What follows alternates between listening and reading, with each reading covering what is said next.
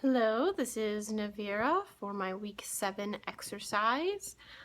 For my media of art, I chose dramatic speech in oratory.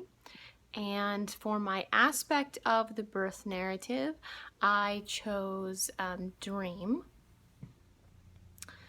So I think that this would really hit home and have insight for my home congregation because one, dramatic speech is proven to be an effective means of communication, and it has a very strong impact. The dramatic reading of the word or dramatic speech on interpretation or a reimagined interpretation of the word seems to really go deep for a lot of people in the congregation.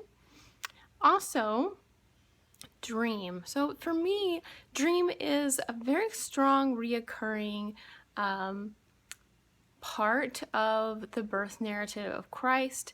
And it didn't just stand out to me here. I have noticed that before in this narrative, and I think it would be interesting to kind of paraphrase or rework the birth narrative to focus or hone in more on that aspect. And I think that's important for my home congregation.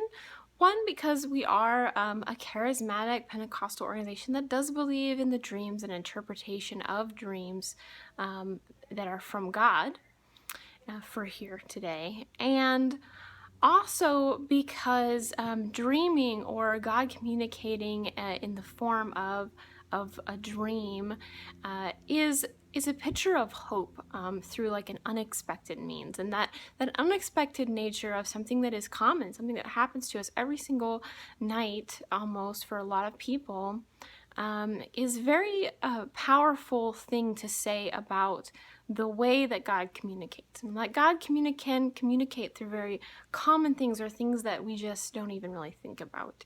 And I think emphasizing that through like a paraphrasing or reworking in dramatic speech of the birth narrative would be very impacting for my home congregation.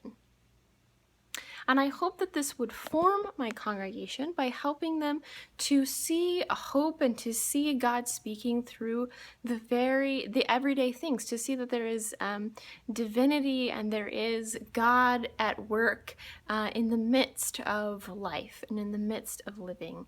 And that is a part of the way that God does things, not just through a preacher in a pulpit, not just through something supernaturally amazing happening right in front of you, but that God chooses to use what is seemingly ordinary to do extraordinary, miraculous things.